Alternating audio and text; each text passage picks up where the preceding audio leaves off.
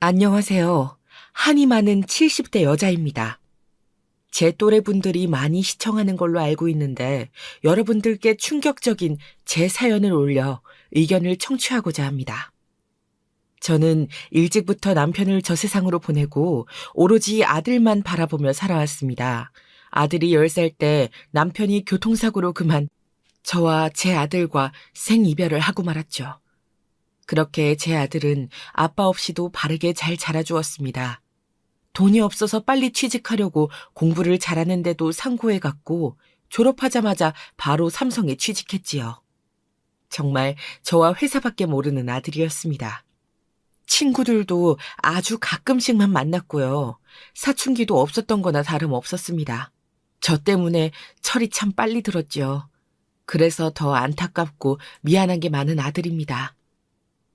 지철아, 너무 회사집 해는 거 아니냐? 친구들이랑 놀고도 싶을 텐데 엄마 걱정은 하지 말고 친구들이랑 놀고 와. 여자친구들 사귀고. 난 네가 계속 회사 일만 열심히 하는 것 같아서 속상하다. 엄마, 난 회사집이 편해요. 집에 오면 사랑하는 우리 엄마 있죠? 맛있는 밥도 해주시고 천국이 따로 없어요. 집 나가면 다 돈인데요, 뭘. 여자친구는, 글쎄요. 아직 잘 모르겠어요. 네 친구들은 여자친구 잘만 사귀고 다니던데 이참에 소개라도 받아봐라. 어떠냐? 이 엄마는 우리 지철이가 여자친구 사귀는 게 소원이야. 벌써 29살이잖니. 나 때는 그 나이에 진즉 결혼하고 애도 한창 커 있었어. 으이구, 여자친구도 사귀어봐야 알지. 쑥맥이라 나중에 장가 나갈 수 있을지 모르겠다. 안 가고 엄마랑 계속 살면 되죠, 뭐. 세상에서 우리 엄마가 해주는 집밥이 제일 맛있는데 제가 굳이 결혼을 왜 해요? 하여간 속 없는 녀석. 여자친구 생기거든 절대 그런 이야기 하면 안 된다. 알겠지? 여자친구가 그런 얘기 들으면 도망간다, 도망가. 친구들한테도 그런 얘기 하지 말고. 그러면 여자 소개도 안 해준다. 알겠어요. 여자친구 생기면 엄마랑 산다는 얘기 안 할게요. 그래도 엄마한테도 잘하는 착한 사람이 아니면 만나기 싫어요. 착한 사람이 있음 한번 만나볼게요. 안 그래도 형석이가 자기 직장 동료 소개해준다고 했었는데 하도 엄마가 이렇게 만나보라고 하니까 이번엔 한번 만나보고 올게요. 그게 정말이냐? 그럼 당장 만나봐야지. 많이 만나봐야 하는 거야. 그래야 여자 보는 눈도 생기고 그러지. 이 엄마는 지철이 네 연애하는 거 아주 적극 찬성이다. 그러니까 많이 만나봐. 자, 밥 다 되었다. 먹자. 이렇게 순수하고 착한 제 아들은 처음 만난 여자친구와 결혼을 하게 되었고 그게 바로 제 며느리였습니다. 쑥맥인 제 아들을 좋게 보았는지 먼저 우리 집에 인사로 오고 싶다고 했다고 하더라고요. 적극적인 면이 제 아들과는 대비돼서 오히려 좋아 보였습니다. 인사성도 바르고 예의도 바르고 무엇보다 우리 아들 지철이가 좋다고 하니까요. 큰 반대를 하고 싶지 않았던 것이 컸습니다. 집안도 우리 집보다 엄청 못 사는 것도 아니고 딱 적당하게 잘 맞는 정도였달까요. 또 우리 아들 지철이가 삼성이라는 대기업에 계속 쭉 다니고 있어서 모아놓은 돈도 어느 정도 있었고 앞으로 미래도 창창하니까요. 그렇게 한 8개월을 사귀고는 결혼을 해버렸죠.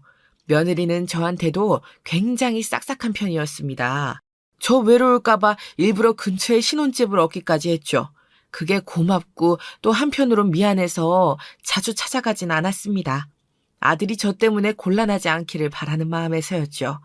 그래도 한 동네이다 보니 소문도 다 들을 수 있고 같이 쇼핑하다가 마주치기도 하고요. 먼저 아들네 신혼집에 놀러 가진 않았지만 가끔씩 반찬도 해다 주고 그런 좋은 관계로 공존하는 것이 좋았습니다. 그렇게 한 동네에서 산지 벌써 20년 정도가 되었네요.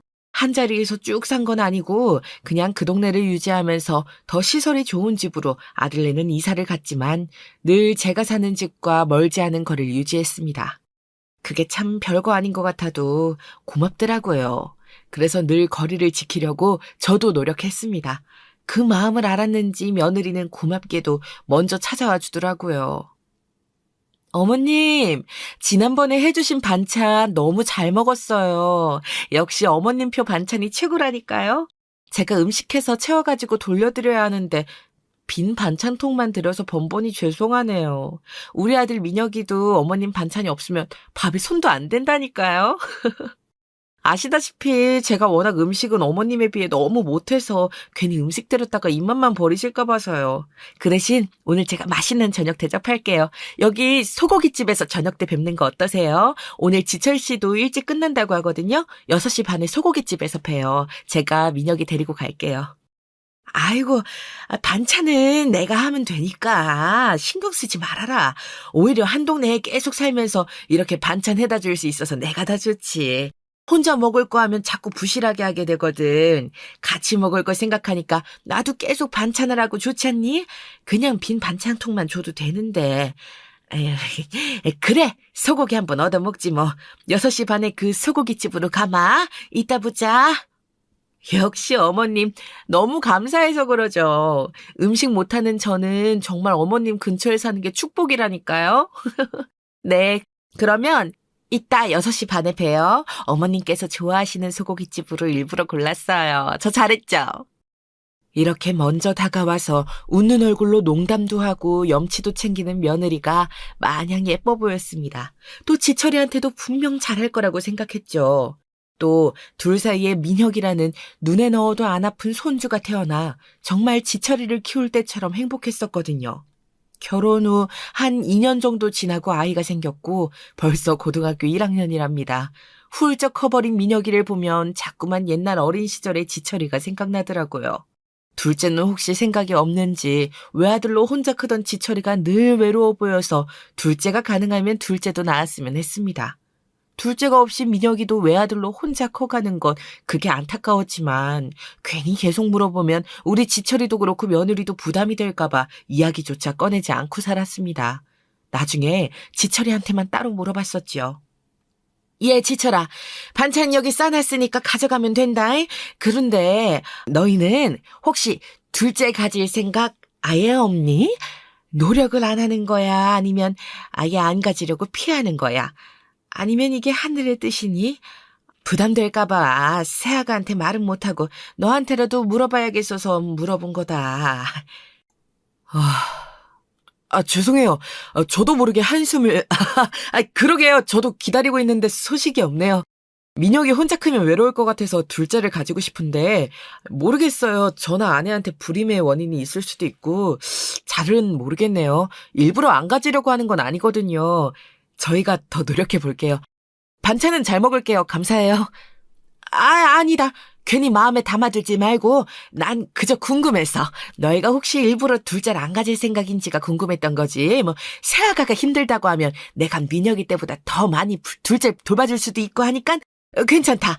아직 뭐 민혁이도 어리니까. 그러니까 조바심 내지 말고 새아가한테 부담 주지 말고 알겠지? 그럼요. 당연하죠. 엄마도 참. 저 가요. 반찬 잘 먹을게요. 엄마표 반찬이 있어서 살았어요. 아내가 워낙 요리를 못해서. 하지만 요리 빼고 다 잘해요. 저한테도 잘해주고요. 그래, 그거면 됐다. 그게 제일 중요하지 뭐. 음식이 중요하니. 내가 반찬은 어차피 계속 해줄 텐데 나 먹는 거 조금 더 양 늘리면 되는 거라 난 힘들지도 않아. 지금까지 쭉 해온 건데 뭐 힘들지도 않다 반찬. 조심히 들고 가. 그렇게 물어봤던 게 벌써 20년 전이니까 그 뒤로 안 생긴 건 아무래도 아들 지철이나 며느리에게 불임의 원인이 있는 거라고 그렇게 어림짐작만 하고 있었습니다. 손주 민혁이가 외아들로 크는 게 외롭긴 하겠지만 둘째가 생기는 것도 하늘이 도와줘야 하는 것 아니겠어요. 그렇다고 입양이라도 하라고 제가 먼저 강요하는 건 아닌 것 같더라고요. 둘째가 없는 게 민혁이나 지철이한테 안타까운 일이었지만요. 저도 여러 손주를 보고 싶은 마음이 있었는데 지금은 접었죠. 벌써 저도 어엿한 70대 할머니가 되었는걸요.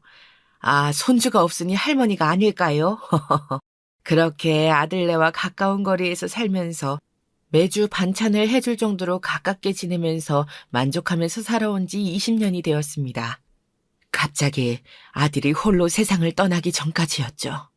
아들은 남편과 마찬가지로 교통사고로 생을 마감했습니다. 그런데 조금 이상한 점이 있었어요. 백주대 낮에 절대 술을 마시지 않는 성실한 아들이 교통사고로 실려왔을 때 만취 상태였다는 겁니다. 무엇이 우리 아들에게 술을 마시게 한 걸까요? 술을 마시지 않았다면 차에 치이지 않았을까요? 이렇게 허망하게 아들이 쉰도 안 돼서 세상을 등지게 되자 모든 세상이 덧없게 느껴지더군요. 인생이 대체 뭘까? 나는 남편도 잡아먹고 아들도 잡아먹은 건가? 이런 몹쓸 생각까지 들더라고요. 아들이 너무 보고 싶었습니다. 아들이 10살 때부터 40 후반이 될 때까지 저는 40년 정도를 아들을 보며 살아왔기 때문이죠.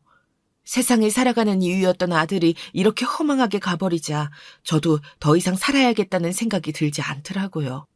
삶의 의미를 순식간에 잃어버린 기분이었습니다. 그래서 남편이 죽고 남긴 유산을 원래는 아들이 50이 되는 해에 모두 줄 생각이었는데 아들이 그 전에 죽어버렸으니 남은 건 옆에서 아들을 외롭지 않게 한평생 같이 살아온 며느리와 아직 어린 손주밖에 없더라고요. 그래서 며느리에게 전 재산을 주고 저는 아들을 따라 저 세상으로 가야겠다는 생각을 했습니다. 어떻게 하면 덜 고통스럽게 아들을 따라 빨리 갈 수 있을까 고민하면서 정처 없이 아들과 함께 걷던 동네를 쭉 한 바퀴 돌고 있었습니다.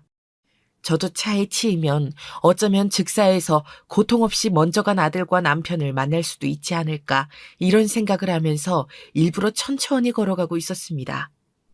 정말 차에 치일 뻔하기도 했었죠. 그런데 그 순간 눈이 뒤집어지고 하늘이 노랗게 되는 이야기를 듣고야 말았습니다. 아이고, 저 집 아들 어떻게 죽었는지 자기들 잘 모르지. 너무 짠하다 짠해. 내가 웬만하면 가정사 잘 얘기 안 하려고 그랬는데 그게 글쎄 그 집 아들이 정말 성실하잖아. 대기업 삼성 근속 연수가 30년이 다 되어간다지. 그런데 와이프를 잘못 만나서 아이고. 아, 그 집 아들 지철이 알지 알아. 인사성도 바르고 자기 엄마도 잘 챙기고 정말 보기 드문 효자였잖아. 그 아마 교통사고로 죽었다고 들었는데 자기 아빠랑 똑같이 교통사고로 즉사했다고. 참 안타깝잖아. 그런데 왜? 단순히 교통사고가 아니었던 거야? 이거 봐. 자기는 이사 온 지 얼마 안 돼서 정말 아무것도 모르는구나. 그 집 며느리가 시상에 남편 몰래 이놈 저놈 다 만나고 다니고 그랬다잖아. 그걸 저 집 시어머니랑 아들만 몰랐었던 거지. 자기도 몰랐어? 꽤 오래된 소문인데. 그냥 소문이 아니라 직접 봤다는 사람도 꽤 있지 아마? 뭐? 아이고 저 집 시어머니 불쌍해서 어쩐대. 참 아들이 교통사고로 간 게 안타깝네. 이놈 저놈 만나고 다니는 거 알았으면 이혼하고 진작 내쫓아야 되는 건데 어쩌면 좋아. 그게 정말입니까? 저 방금 죽으려다가 이야기 듣고 겨우 발걸음을 멈춰서 차에 다행히 안 치였어요.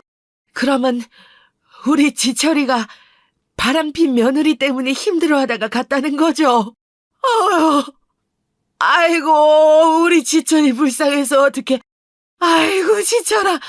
그래서 대낮에 일하느라 절대로 술에 입도 대지도 않는 놈이 그렇게 만취 상태였던 거였어.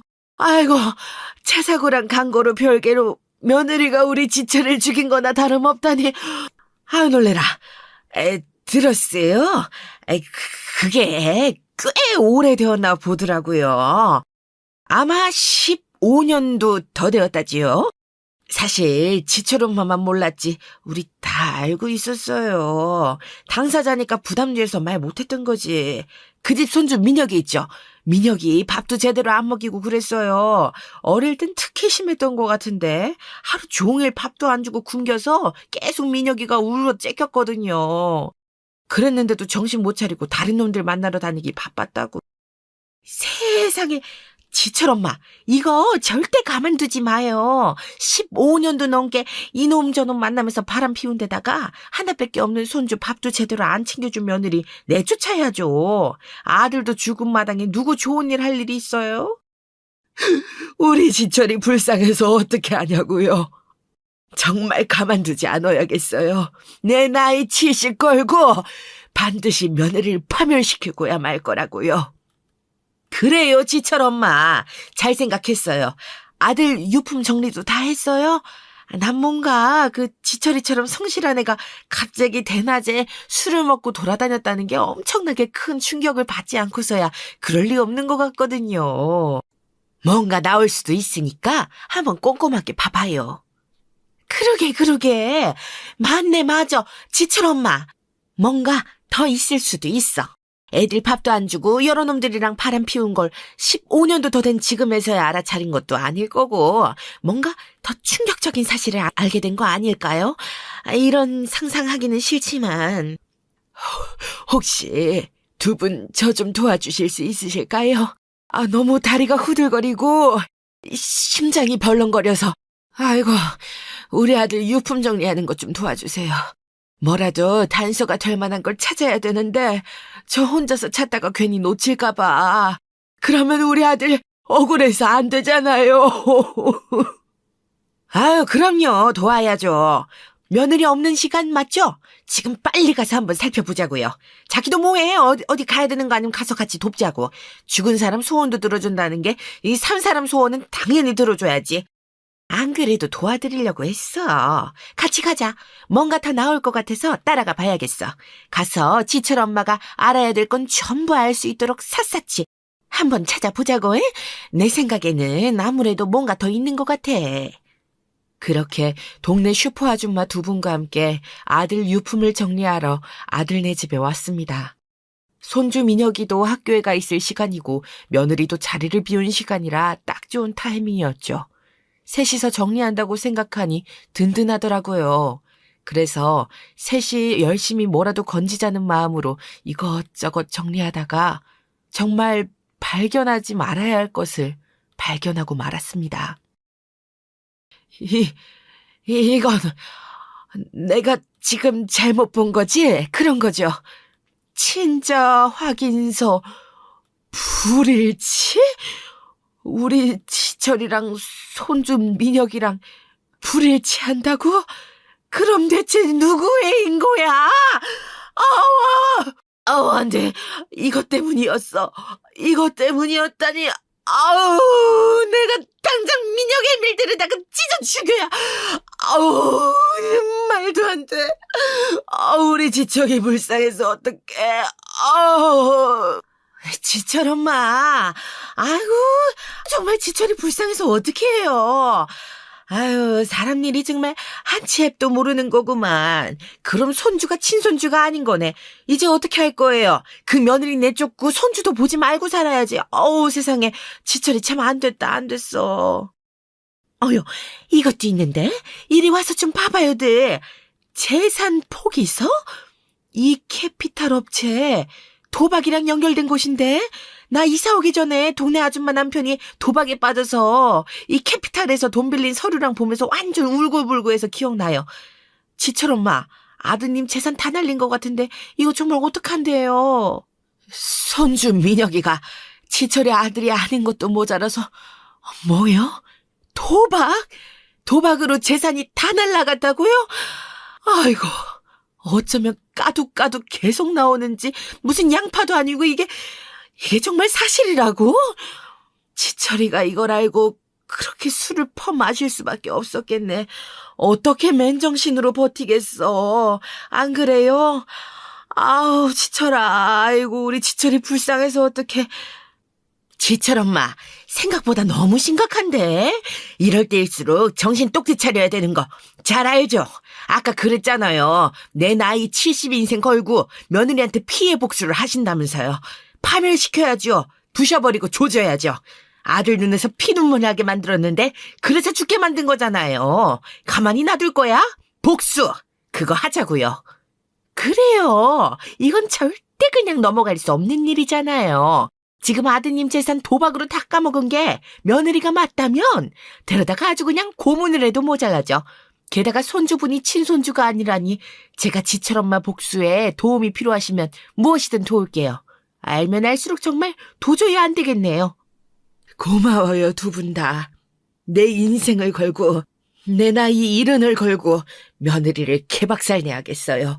난 그것도 모르고 아들 따라서 세상 떠나고 며느리한테 내 전 재산 남겨주려고 했었는데 그 재산으로 며느리를 어떻게든 파멸시켜야겠어요. 두고 보세요. 다 산산조각 내버릴 거예요. 도움이 필요하면 요청할게요. 정말 고마워요. 우선은 며느리에게 제대로 된 복수를 하기 전에는 모르는 척하려고 아들의 유품을 다시 정리해두고 왔습니다. 주요 증거가 될 만한 재산 포기각서와 친자 확인서는 가지고 나왔고요. 정말 정신이 아득해져 왔습니다. 하나 있는 손주가 다른 씨였다니 아들 지철이가 얼마나 배신감을 느끼고 슬펐을지 너무 가슴이 아프고 아려오더라고요. 어떻게 이렇게 사람이 파렴치할 수가 있을까요? 당장 드는 생각은 며느리와 며느리 불륜 상대들을 싹 다 잡아다가 찢어 죽여버리고 싶었습니다. 정말 그 정도로 너무 화가 나더라고요. 그들에게 어떻게 하든 제 아들은 절대 살아 돌아올 수 없으니까요. 왜 죄 없는 저희 아들만 고통 속에 죽어가야 했던 걸까요? 너무 화가 났습니다. 그리고 이건 하늘의 뜻이라는 생각을 했죠. 아무것도 모른 제 아들을 따라 삶을 포기하고 죽으려고 했던 저에게 슈퍼 아줌마들의 이야기가 귀에 들어온 건 이대로 죽지 말고 며느리를 벌하라는 운명일 테니까요. 이럴 때일수록 정말 정신을 똑바로 차려야 하더라고요. 어떻게 며느리를 고통 속에 파멸시킬지 고민을 하다가 우선 며느리가 우리 지철이와 결혼을 누리고 있었던 것들을 생각해 보았습니다. 지금 살고 있는 집과 누구의 자식인지도 모르는 손주 민혁이의 양육비, 수년간 탈취해온 지철이의 월급 전부가 우선 떠오르더군요. 심지어 그마저도 도박빚에 집도 이미 넘어간 상태였고요. 그래서 당장 하루아침에 길가에 내앉아도 이상할 게 전혀 없는 상태였죠. 그래서 가장 먼저 그 집을 강제 집행하도록 했습니다. 하루아침에 거리에 내앉게 만든 것이었죠. 저희 집 비밀번호는 바꿔놓았습니다. 함부로 들어와 있게 놔둘 수는 없으니까요. 인터넷에 찾아본 복수하는 법, 결정적인 증거 남기는 법을 열심히 본 덕을 조금 보았습니다. 그러고 조금 기다리자 며느리에게 바로 연락이 오더라고요. 어머님, 저희가 사실 지금 많이 어려운 상태예요. 지철 씨가 죽고 나서 당장 저랑 민혁이가 갈 데가 없는 상태인데 혹시 어머님 집에 가도 될까요? 아까 가봤는데 비밀번호가 바뀌어 있더라고요.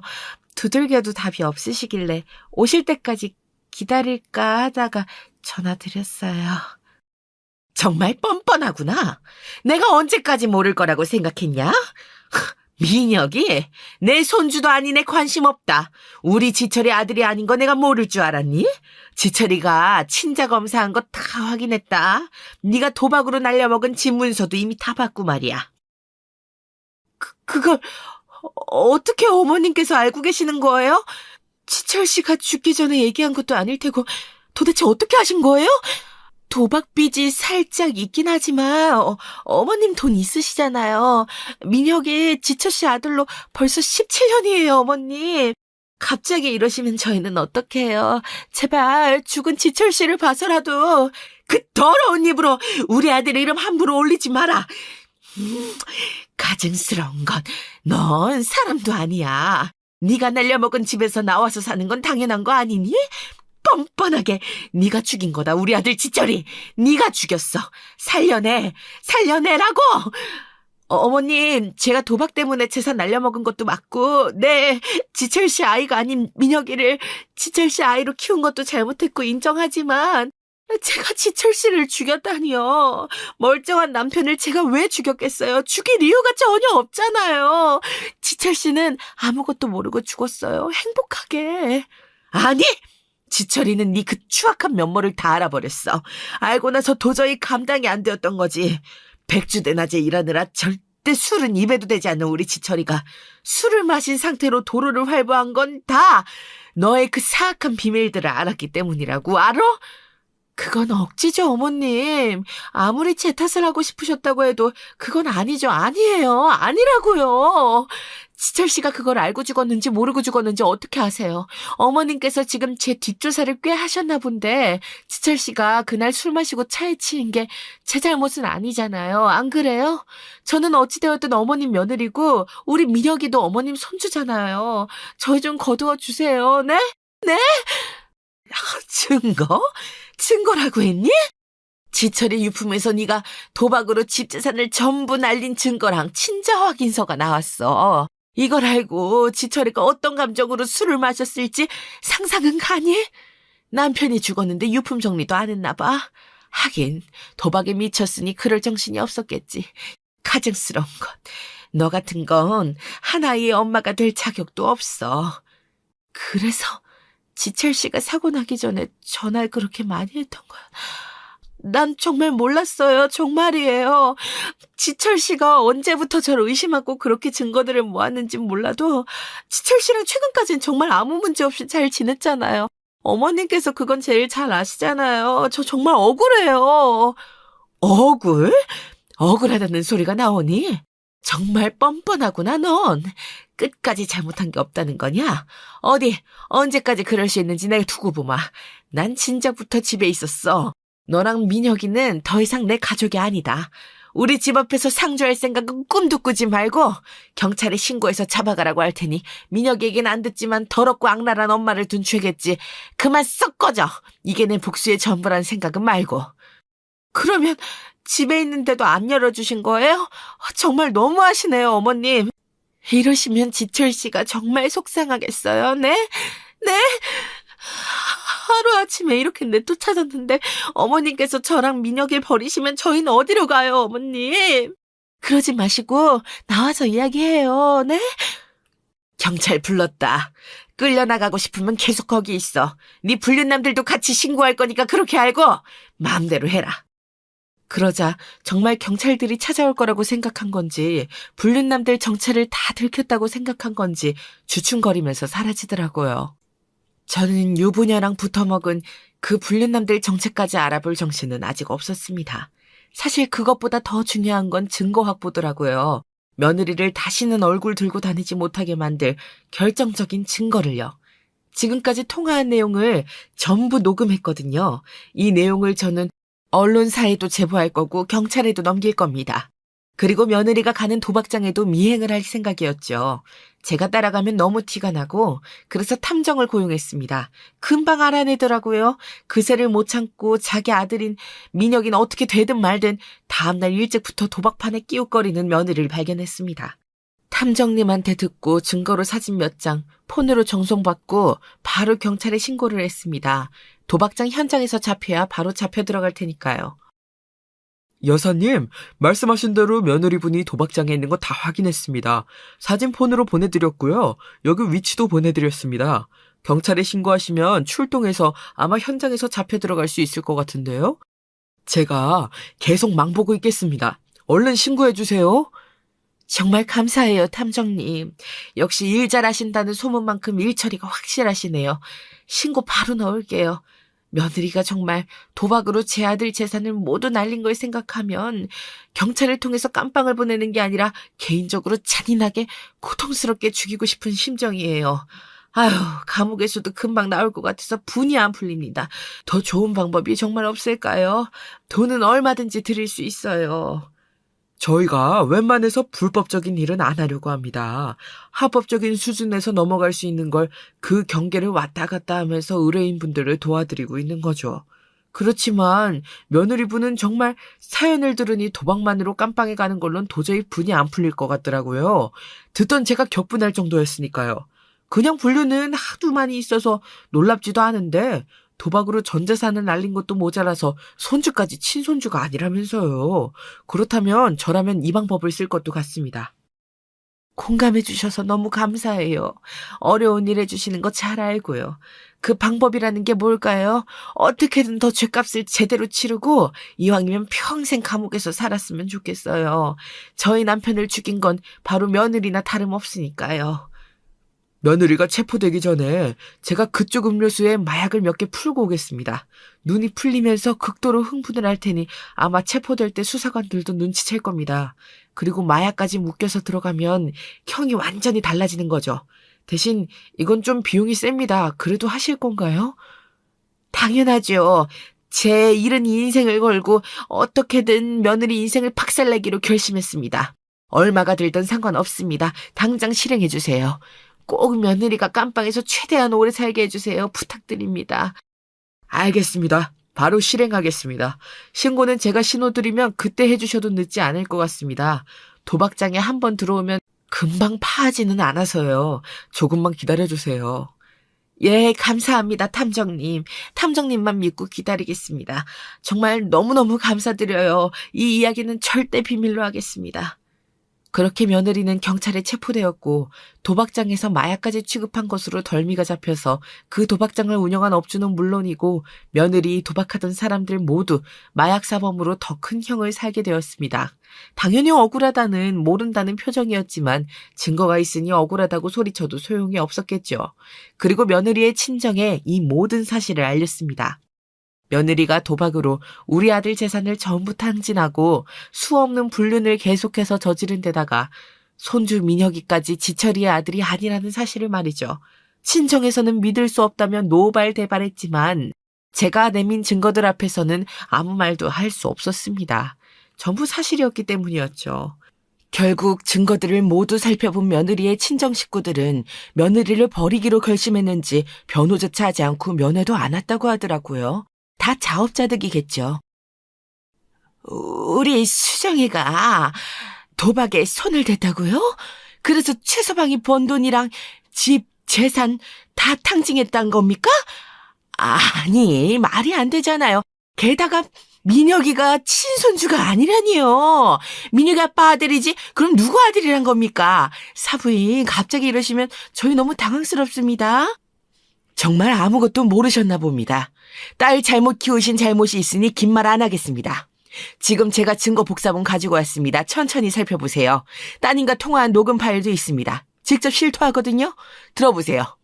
뻔뻔하게 내 아들을 죽게 만들고 끝까지 자기는 잘못한 게 없다고 하는 이런 인간 같지도 않은 걸 딸이라고 저희 집에 시집 보내셨습니다. 제 말이 사실인지 아닌지는 직접 보고 판단하시라고요. 지금 따님은 경찰서에서 조사받고 있을 겁니다. 사부인, 대체 왜 이러십니까? 저희 딸은 그런 애가 아닙니다. 뭔가 사부인께서 크게 오해를 하고 오신 것 같은데 그만 고정하시고 잠시 저희 집에 들어와서 이야기 나누시죠. 아니요, 바깥사돈. 죄송하지만 한시도 며느리와 며느리 집안과 엮이고 싶지 않습니다. 정말 아직도 치가 떨리니까요. 따님은 도박판 현장에서 붙잡혀서 경찰 조사를 받고 있습니다. 마약에까지 손을 댄 모양이더군요. 민혁이는 제 손주는 아니지만 바깥사돈과 사부인의 손주는 맞습니다. 그러니 데려다 키워주세요. 민혁이의 존재 자체가 제 아들 지철이에게는 큰 상처이지만 민혁이가 잘못한 건 아니니까요. 제가 드릴 말씀은 이게 답니다. 앞으로 저를 사돈이라고 부르지 마세요. 그럼 이만. 며느리의 친정댁에 찾아가서 모든 걸 이야기하길 참 잘한 것 같습니다. 그래도 민혁이는 할머니 할아버지 손에 제발 잘 자랐으면 좋겠거든요. 제 아들에게는 씻지 못할 상처 그 자체이지만 저는 민혁이를 보면서 옛날에 지철이를 키울 때를 떠올리기도 했었고 민혁이를 보면 지철이가 떠올라서 이제 견딜 수가 없거든요. 감옥에 간 며느리가 민혁이를 제대로 키우는 것은 당연히 불가능한 일이고 친정댁에 있어서 참 다행이란 생각까지 들었습니다. 정말 며느리 곁에 아무도 남지 않게 만들어버린 것이었죠. 계획대로 며느리를 깜빵에 보내고 증거들을 이용해서 우리 아들 지철이와 민혁이의 관계도 아무것도 아닌 것으로 만들려고 했는데 생각보다 참 복잡하더라고요. 그리고 제가 떠나면 어차피 물려줄 사람도 이제 완전히 없는 셈이니까요. 그래서 변호사를 불러서 유서를 썼습니다. 내용은 이랬습니다. 제가 죽으면 제 모든 재산이 며느리나 손주로 되어 있는 민혁이에게 한 푼도 가지 않고 전부 사회에 환원될 수 있도록 하는 것이었죠. 그것까지 해놓고 나니 안심이 되더라고요. 그리고는 마지막으로 저에게 이런 복수를 할 수 있게 해준 동네 슈퍼 아줌마 두 분을 찾아가서 감사 인사를 했습니다. 정말 고마워요. 두 분이 거기서 그렇게 얘기하지 않았다면 저는 아마 진작 이 세상에 없을 겁니다. 우리 아들 지철을 죽게 만든 장본인이 그 사악하고 악랄한 며느리인 줄도 모르고 눈을 감을 뻔했어요. 다시 생각해도 정말 아찔하네요. 같이 아들 유품 정리도 도와주고 정말 많은 도움을 받았네요. 아이고, 우린 할 일을 했을 뿐인걸요. 복수는 잘 끝났어요? 우리 너무 궁금해서 정말 소식 너무 기다리고 있었다고요. 지금 얼굴이 핀 거 보니까 복수를 잘 마친 것 같긴 한데.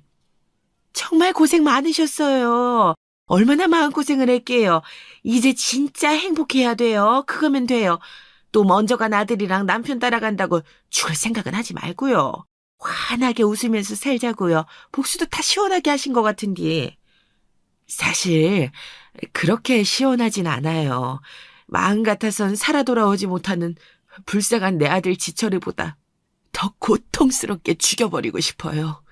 하지만 내가 그런 죄를 짓는 건 먼저 간 지철이랑 남편이 바라지 않을 테니 법이 테두리 안에서 줄 수 있는 벌을 다 주려고 노력했어요.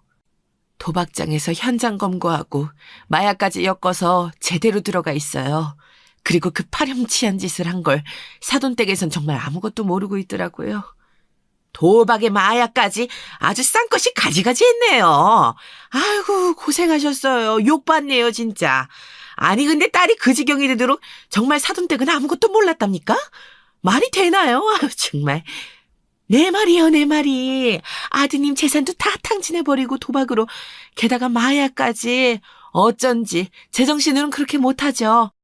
그렇고 말고요.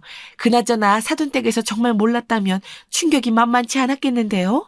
나였으면 내 자식이어도 당장 내다 버리고 싶었을 것 같아요. 그 사돈댁에서는 어떻게 한다나요? 며느리를 버리다시피 하더라고요. 다행이죠. 며느리를 철저하게 혼자로 만들고 싶었거든요. 우리 지철이를 그렇게 배신감 속에 외롭게 죽어가게 했으니까요. 이놈 저놈 만나고 다닌 것도 정말 죄를 묻고 싶은데 이미 가진 것도 없고 감옥에 들어가 있는 며느리한테 죄목은 추가해도 크게 달라지는 게 없더라고요. 참 헛헛하고 생각이 많아지네요. 그래도 벌을 받게 한 게 어디예요. 정말 대단해요. 잘한 거예요. 70인생 헛살지 않았구만요. 나이가 들면서 그 며느린 아마 평생을 후회할 거예요. 늙어갈수록 주변에 아무도 없고 죄값 때문에 교도소에서 천천히 죽어갈 테니까요. 죽고 싶어도 마음대로 못 죽죠. 살면서 후회해도 후회를 계속할 거예요. 그러니 이제 마음 놓아요. 맞아요. 지금까지도 충분히 잘한 복수예요. 여기서 뭘 더 어떻게 할 수 있겠어요. 가족들까지 다 등 돌리게 한 거면 정말 엄청난 복수죠. 그 피 안 섞인 손주는 어떻게 되었어요? 걔는 아드님한테는 안 됐지만 무슨 죄겠어요. 아휴, 안타까워요. 저도 그런 생각 때문에 사돈댁에서 키워주라고 하고 보냈어요. 어미가 그 모양이라 보고 자라면 안 되잖아요. 그 끔찍한 걸 닮은다면 상상도 하기도 싫으니까요. 우리 아들이랑 혼인한 상태에서 낳은 자식이라 친자가 아니어도 호적 정리하고 이런 게 참 복잡하대요. 그래서 그냥 유산을 사회에 환원하는 걸로 복수를 마치기로 했어요. 난 이제 죽어야죠. 아니, 아직 70이면 죽기 너무 아까운 나이잖아요. 뭘 잘못했다고 벌써 죽는다요? 아우 참, 우리랑 같이 세상 더 재미보다 죽어요. 그렇게 쓸 만큼 다 쓰다가 자연스럽게 가도 되는 거잖아요. 어차피 다 쓰고 죽지도 못할 텐데 그동안 아들한테 물려주겠다고 그 돈 제대로 쓴 적도 없을 거 아니에요. 그러니까요. 먼저 간 남편이랑 아들이 이렇게 빨리 따라오라고 먼저 갔겠어요? 남편이랑 아들 몫까지 더 많이 누리다가 오라고 그런 거죠. 분명히 그럴 거예요. 그러니까 죽는다는 생각하지 마요. 며느리가 감옥에서 괴고생하는 거 지켜봐야죠. 먼저 죽으면 그거 진정한 복수 아니에요. 아시죠? 정말 그럴까요? 남편이 일찍 죽고 10살 배기 우리 아들 지철이 하나 보고 겨우 살아왔어요. 지철이 때문에 지금까지 산 거라고 말할 수도 있죠. 그런데 그런 하나뿐인 내 착한 아들이 며느리 잘못 만나서 죽기 전까지 불륜으로 생긴 남의 애를 키우고 도박으로 재산도 다 탕진하고 그걸 알고 감당하기 힘들어서 술을 마시고 차에 치여 죽어버렸어요. 인생이 참 허망하잖아요. 살아갈 의미가 이제 없는 것 같아요. 그래서 생을 마감하려고 했던 거고요. 그러다가 두 분의 이야기를 듣게 된 거예요. 이번에도 우리 이야기를 듣고 인젠 살아야겠다는 생각을 하면 되잖아요. 복수가 인생의 목표는 아니죠. 복수는 수단일 뿐. 돈 걱정 없이 자유롭게 살아요. 다른 거 생각하지 말자고요. 우리한테 감사 인사하러 와서 이런 이야기를 듣는 것도 그냥 우연은 아닐 거예요. 복수를 다짐하게 되었던 그 순간이 운명처럼 느껴졌다면서요. 그 순간처럼 이번에도 죽지 말고 살라는 운명일지 또 알아요? 그러니까 우리랑 같이 살아요. 죽지 마요. 고마워요. 너무 그러게요. 두 분이 이야기하는 걸 듣고 있으니까 정말 죽지 말고 살아도 되지 않을까? 그런 생각이 드는데요. 두 분 혹시 가고 싶은 여행지가 있으세요? 제가 경비 다 댈게요. 제가 이런 복수를 할 수 있게 도와준 보답으로, 그리고 제 인생의 이 막을 다시 살게 해준 보답으로요. 두 분이랑 같이 간다면 정말 즐거울 것 같아요. 그동안 아까웠던 재산 원 없이 써보고 싶네요. 정말요? 너무 무리하시는 거 아니에요?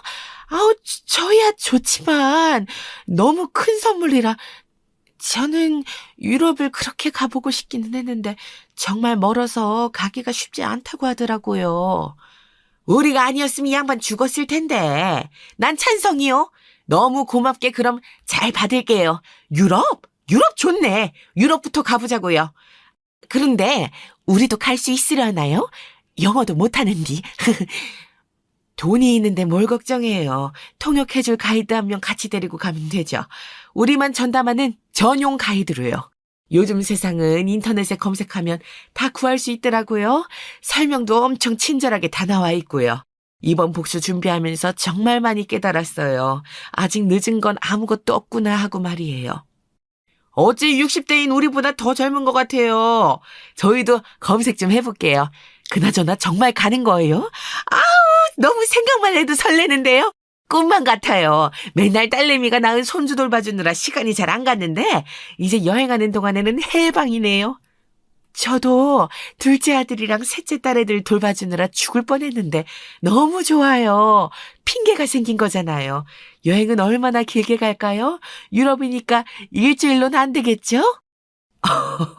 여행 가자고 안 했으면 어쩔 뻔했어요, 다들. 이렇게 돈을 쓸 생각을 하는 건 참 즐거운 거였네요. 어디 보자. 여행 검색해보니까 유럽 여행은 최소 한 달은 잡고 가는 것 같은데 한 달은 무리겠죠? 다들 손주분들 봐주셔야 되니까. 그럼 아니요. 난 한 달 좋아요. 너무 좋아요. 한 달 가버리죠. 어때요? 더 오래도 갈 수 있을 것 같아요. 정말 진심으로요. 그냥 한 달 가죠. 이왕 가는 거 또 언제 가겠어요. 한 달 못 봐준다고 손주들 어쩔 줄 몰라도 걔네가 부모니까 알아서 하겠지요. 이번 한 달만은 쉬어야겠어요. 파업이에요, 파업. 이렇게 신나는 파업은 처음이에요. 여러분들이 저를 웃게 만드네요. 여행 갈 준비하려면 우리 자주 만나야겠어요. 내일도 이 시간에 여기 카페에서 만날까요? 죽음의 순간에서 우연히 듣게 된 동네 슈퍼 아줌마들의 목소리. 그분들이 이번에도 저를 살렸습니다. 이제 더 이상 삶의 목표도 의미도 없다고 생각하고 얼른 죽어버릴까 생각했었거든요. 그런데 아직 죽고 싶지 않았던 게 저의 진심이었나 봅니다. 그걸 깨닫게 해준 두 분이 너무 고맙더라고요. 70평생을 바쳐서 한 복수도 성공했으니 이제 제 이막의 인생은 여행하면서 또 쉬면서 조금 더 제 인생에 보답을 해주고 가려고 합니다. 저의 사연이 여러분들에게 공감과 위로가 되었다면 좋겠습니다. 사연 들어주셔서 감사합니다. 여러분 안녕하세요. 저는 2명의 딸과 남편과 행복하게 사는 40대 여자입니다. 그러다 우리 부부에게도 제보하고 싶은 사연이 얼마 전에 생겨서 용기 내어 제보하게 되었어요. 사실 마냥 좋은 일은 아니라 제보할까 말까 고민했는데 남편이 우리가 죄를 지은 것도 아니니까 당당하게 제보하자고 하더라고요. 오늘 제 사연은 우리 친정에 관한 내용이랍니다. 저한테 친정은 애증이라는 단어로 설명할 수 있어요. 아마 제 또래인 여성분들은 제 얘기에 공감하실 텐데요. 남아선호 사상과 연관이 있습니다. 저는 위로 2살 차이인 오빠가 있어요. 우리 집은 친할머니를 모시고 살았는데 친할머니부터 부모님까지 모두 저보다 오빠를 훨씬 더 편애하셨습니다. 그나마 아빠는 저를 챙기셨는데 특히 친할머니가 오빠를 많이 좋아하셨어요. 옛날 분이라 그냥 저는 없는 취급하기도 하셨습니다. 예, 진영아. 할머니가 우리 손자 주려고 시장 가서 도넛 사왔다. 이리 와서 먹어. 아유, 우리 소중한 손자. 날이 갈수록 잘생겼어. 이거 먹고 할머니가 용돈 줄 테니까 친구들이랑 나가서 놀아. 할머니, 저도 도넛 먹고 싶어요. 하나만 먹으면 안 돼요? 안 돼. 여자애들은 간식 먹으면 살쪄. 여자는 자고로 마르고 예뻐야 해. 살찌니까 너는 먹지 마. 내가 우리 손자 주려고 사온 건데 어디서 손을 대려고 해. 저리 가! 가서 너희 오빠 주게 과일이나 깎아와. 할머니는 심지어 먹는 걸로도 차별하셨어요. 엄마가 준비한 간식도 제 입에 들어가면 노발대발하셔서 저는 몰래 방에 가서 먹기도 했답니다. 진영아, 여기가 어디라고 들어와? 남자는 부엌에 들어오면 안 돼. 당장 가서 거실에서 편하게 텔레비전이나 보고 있어. 알겠지? 야! 너는 기집애가 이렇게 손이 늘어서 어떡하니? 나중에 시집은 가겠어? 아까부터 계속 양파만 까고 있네. 빨리빨리 행동해야지. 곧 친척 들어오시는데, 어휴. 명절이나 제사 때도 저는 당연하게 부엌에서 할머니와 엄마를 도왔어요. 반면 오빠는 부엌에 들어오기만 해도 할머니는 소스라치게 놀라며 나가라고 하셨죠. 너 자꾸 이러면 할머니랑 엄마한테 이럴 거야. 당장 나한테 내놔. 집에서 어른들이 오빠를 대놓고 싸고 도니까 당연히 오빠는 버릇이 나빠졌어요. 제가 더 어리고 만만하니까 오빠는 항상 저를 놀리거나 괴롭혔습니다.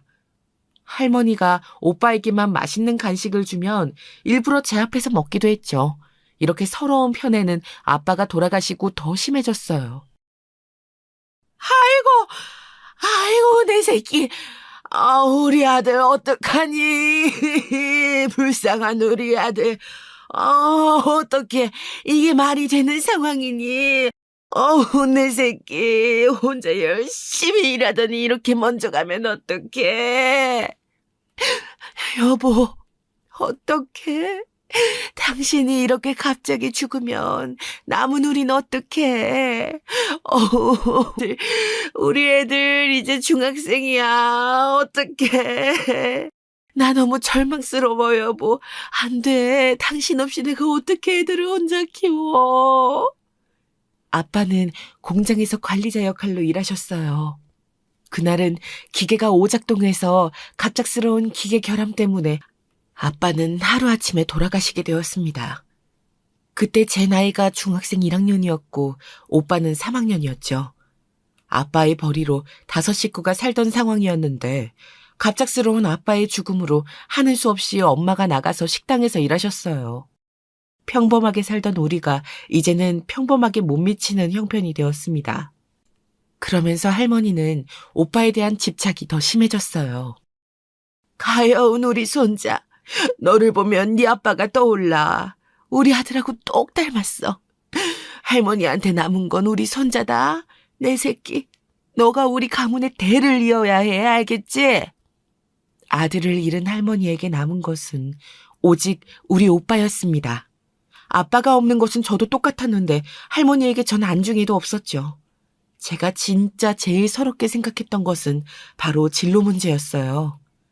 학교에서 선생님도 나한테 미술에 재능 있대. 엄마는 오빠 학부모 상담회만 가서 모르지. 나 미술대회만 나가면 상 타는 거 몰라? 그렇게 담임 선생님이 엄마한테 학교 오라고 하는데 어떻게 한 번을 안 와? 지선아, 엄마가 식당에서 일하느라 못 가는 거잖아. 우리 딸이 미술 잘하는 거 엄마도 기뻐. 그런데 우리가 아빠 돌아가시고 지금 집안 형편이 안 좋잖아.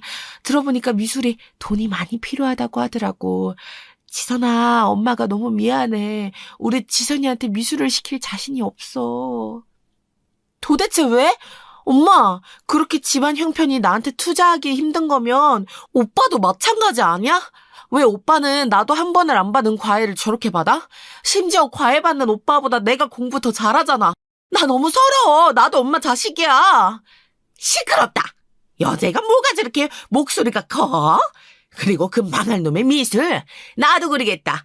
이게 뭐라고 아침부터 집안을 시끄럽게 해, 정신사납게. 할머니도 너무해요. 맨날 진영이 오빠만 찾고 제가 더 공부 잘하고 학교에서 사고도 안 치는데 왜 맨날 저한텐 화내고 소리 지르고 신경질만 내세요? 어려서부터 저는 미술에 상당한 재능이 있었어요. 오죽하면 학교에서 선생님들이 나서서 미술 쪽으로 가라고 하실 정도였습니다. 그런데 엄마와 할머니는 그 사실을 알면서도 저를 절대 지원해주지 않았어요. 엄마는 미안하다는 말이라도 하셨지만 할머니는 오히려 저한테 뭐라고 하실 정도였습니다. 심지어 할머니가 어떤 행동을 하셨는지 아세요? 여자애가 무슨 공부나 미술을 한다고 합니까? 얘는 그냥 졸업하면 바로 공장에 취직을 하거나 아무 곳이나 가서 일할 거니까 미술하라고 부추기지 마세요. 자꾸 선생님이 옆에서 바람을 넣으니까 집에 와서 종일 징징대잖아요. 할머니, 여기 학교잖아요. 여기까지 와서 뭐라 하시면 어떡해요. 선생님, 제가 대신 죄송해요. 저도 할머니가 찾아와서 이렇게 난리를 치실 줄은 전혀 몰랐어요. 난리? 난리는 무슨 난리? 네가 답도 없는 우리 집 형편 알면서 집에서 미술 시켜달라고 찡찡대는 게 난리지?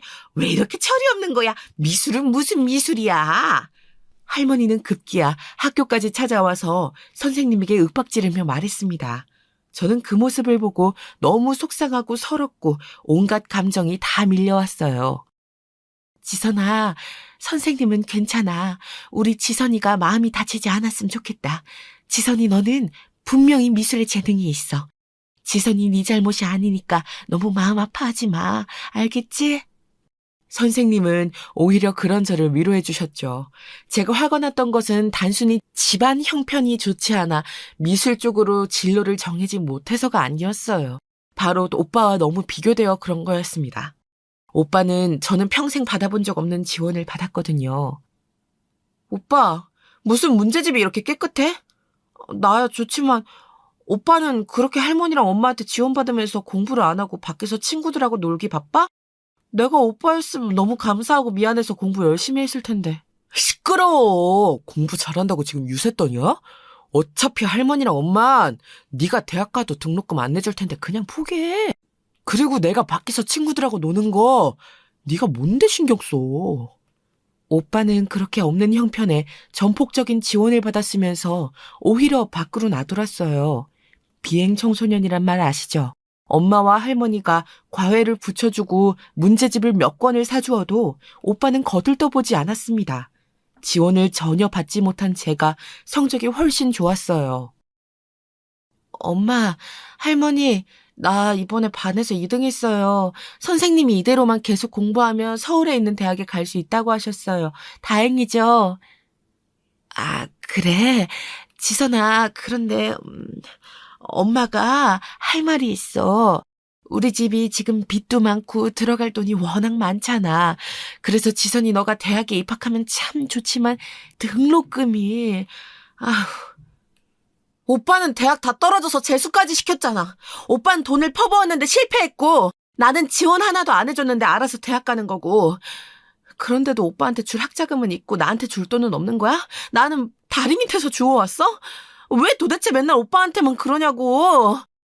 시끄럽다. 네 오빠는 우리 가문의 대를 이을 사람이고 너는 출가 외인이라 결혼하면 그만인데 너한테 왜 신경을 써야 하는데? 그렇게 공부를 떵떵거릴 거면 장학금 받고 다니든가. 지선아, 엄마가 미안해. 엄마도 지선이 대학 보내고 싶어.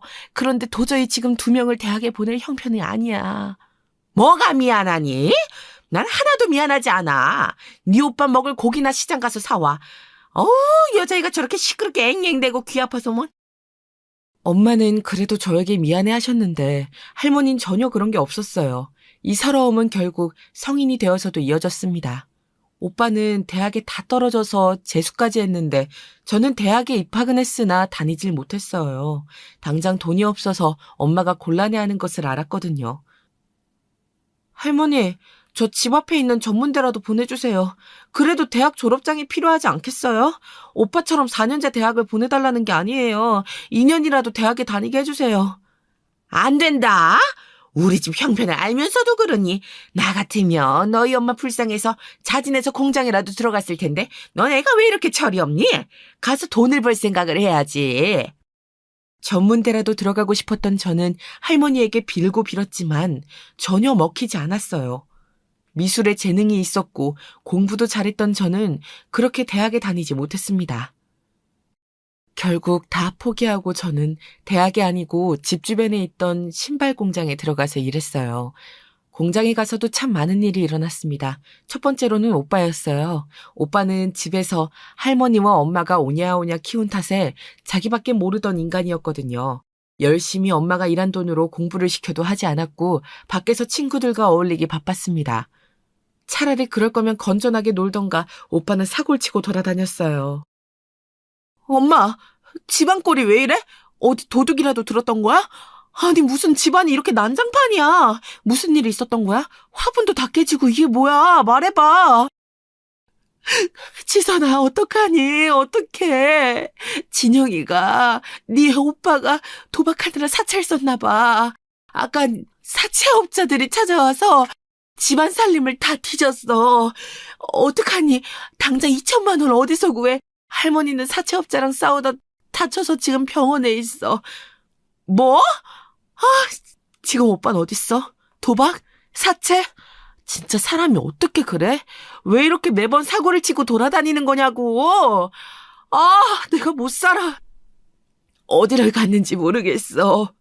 당장 돈이 없는데 집이라도 팔아서 갚아야 해. 사채업자들이 언제 또 찾아올지 모르잖아. 또 오면 집주인이 분명 뭐라고 할 텐데 차라리 빨리 팔아서 갚고 우리가 이사 가자. 오빠는 제가 그렇게 가고 싶어 했던 대학에 갔으면서 막상 학교에 잘 나가지도 않았습니다. 친구들과 술 마시고 돌아다니기 바빴죠. 경찰서도 얼마나 드나들었는지 몰라요. 저도 파출소와 경찰서에 오빠를 데리러 갔던 적이 한두 번이 아니었거든요. 그런 오빠는 도박에 사채까지 끌어다 써서 사채업자가 집을 찾아오기까지 했답니다. 오빠 네가 제정신이야? 도대체 무슨 정신으로 사는 거야? 내가 오빠였으면 이렇게 안 살아. 고맙게 생각하고 가족들한테 미안해서라도 이렇게 못 산다고. 오빠 때문에 우리 집 팔고 지하 단칸방으로 이사 가잖아. 미안하지도 않아? 야! 그만하라고. 야, 네가 뭔데 나한테 이래. 나라고 그러고 싶어? 자꾸 도박 하는데 그 도박으로 오히려 억대 부자 되는 사람도 있다고. 내 친구 창석이 알지? 걔도 도박으로 집 샀어. 그러니까 좀 기다려봐. 말이 되는 소리를 해. 그러다 우리 진짜 길바닥에 앉게 생겼잖아, 오빠. 제발 부탁이야. 정신 차리고 대학 다녀. 내가 공장 다니면서 월급 다 우리 집 생활비로 쓰잖아. 이렇게 빌게 제발. 내가 알아서 할 테니까 넌 나한테 뭐라고 하지 마. 사채업자들이 찾아오면 그냥 어디 가서 죽었다 그래. 이놈의 집구석. 오빠는 심지어 제가 그렇게 빌고 빌어도 들은 척도 하지 않았어요. 방귀 낀 놈이 성낸다고 오히려 저한테 뭐라 그랬죠. 공장에서 잔업을 하며 열심히 돈을 모아도 그게 다 오빠가 사고치고 돌아다니는 걸 수습하기 바빴어요. 엄마, 나 이렇게는 안 되겠어. 이게 한두 번도 아니잖아. 나도 내 인생이 있고 결혼도 하고 싶어. 이렇게 계속 오빠한테 내가 모은 돈을 쓰면 나는 어떡해? 이번엔 나도 합의금 못 보태. 가족이 좋은 게 뭐냐? 너는 네 오빠가 지금 교도소에 들어가게 생겼는데 그런 말이 나와? 네가 그러고도 동생이야? 당장 돈 내놔. 통장 어딨어? 안 내놔? 내 돈이에요. 제가 몸 어깨랑 무릎 다 상해가면서 열심히 일한 제 월급이라고요. 이걸 왜 도대체 오빠 합의금으로 써야 돼요? 분명 저번에 이번이 마지막이라고 했잖아요. 저 그거 똑똑히 기억하고 있어요. 절대 못 져요. 지선아, 미안해. 한 번만 도와주면 안 될까? 이번에는 진짜 네 오빠 경찰서에서도 안 봐줘. 이대로 교도소 갈 수도 있어. 엄마가 이래서 너한테 갚을게. 그러니까 딱 마지막이라고 생각하고 도와주라. 남자가 바깥 생활하다 보면 이럴 수도 있는 거야. 돈 안 내나? 네가 그러고도 사람이냐? 나중에는 저도 당하기만 하지 않고 돈을 안 주려고 했죠. 그런데 진짜로 오빠는 합의하지 않으면 당장 교도소에 들어가야 하는 상황이 발생했어요. 결혼 자금으로 모은 돈까지 모두 다 뺏기게 되었습니다. 이런 상황에서 저는 너무 절망적이었어요. 그래서 그때부터 가족들에게 모은 돈을 절대 말하지 않았죠. 그런데 두 번째 불행이 닥쳐왔어요. 바로 할머니의 병간호였습니다. 할머니는 유난히 나이에 비해 정정하신 편이었어요. 어디 무릎이나 허리가 안 좋지도 않았고 특별히 큰 병에 걸리지도 않았습니다. 그런데 그러다 할머니가 크게 다치게 된 계기가 있었어요. 지선아, 할머니가 지금 쓰러지셔서 병원에 입원하셨어. 빙판길에 넘어지셨는데 관절을 크게 다치셨어. 어떡하니? 지금 병원으로 올 수 있어? 엄마도 가고 있어. 엄마의 전화를 받고 급하게 병원에 갔더니 할머니는 온몸에 붕대를 감고 누워 계셨어요. 눈이 유난히 많이 온 다음 날이라 길바닥이 꽁꽁 얼어있는 상태였다고 하더라고요. 할머니는 오빠를 위해 고기를 사러 나갔다가 그만 발을 헛디뎌서 쓰러지셨습니다. 아이고, 내 허리야. 무릎하고 발목하고 너무 아파서 정신을 차릴 수가 없네. 아이고, 죽은 내 아들이 꿈에 나왔어. 진영아, 우리 손자, 진영이 어딨니? 할머니는 쓰러진 와중에도 오빠를 애타게 찾았어요. 하지만 오빠는 연락두절 상태로 집을 나간 상태라 할머니가 쓰러진 것도 모르고 있었죠. 생각보다 많이 다친 할머니를 가족 중에 누군가가 간호해야 하는 상황이었습니다. 엄마가 할머니 간호를 하려고 했는데 지금 내가 손목이 안 좋아서 잘할 수 있는지 모르겠어. 지선이 네가 어리니까 할머니 옆에서 좀 수발 들어줘. 엄마도 자주 와서 얼굴 볼게. 알겠어. 일단 사람이 우선이니까 그렇게 할게. 그럼 나 공장에 말해야 하니까 엄마가 오늘만 봐줘. 할머니 간호하는 거 힘들어 보이는데 어쩔 수 없지. 오빠 집에 오면 당장 말해. 가족 중 누군가는 반드시 할머니를 간호해야 했고 가장 젊은 제가 당첨되었어요. 오빠는 집에 들어오지도 않았고 엄마도 몸이 좋은 상태는 아니었거든요. 우리 진영이는 어디 가고 네가 있냐? 네 오빠 소식은 아직 없는 거냐? 너무 보고 싶어서 눈물이 나올 것 같아. 우리 진영이 어디 가서 뭐하고 있대냐? 몰라요. 오빠가 연락도 안 되는 상태로 집 밖에서 돌아다니는 게 한두 번인가요? 할머니는 옆에서 이렇게 간호하는 것도 손녀딸인데 계속 오빠만 찾고 싶으세요? 뭐? 누가 너 보고 옆에 있으래? 내가 그러라 그랬어? 네가 자발적으로 있으면서 나한테 왜 그래? 그럴 거면 너 나가. 나가고 우리 손자 데려와. 데려오라고. 나도 너 보기 싫어. 환자분 진정하세요. 보호자분, 환자분 진정하셔야 해요. 이렇게 난동 부리면 안 돼요.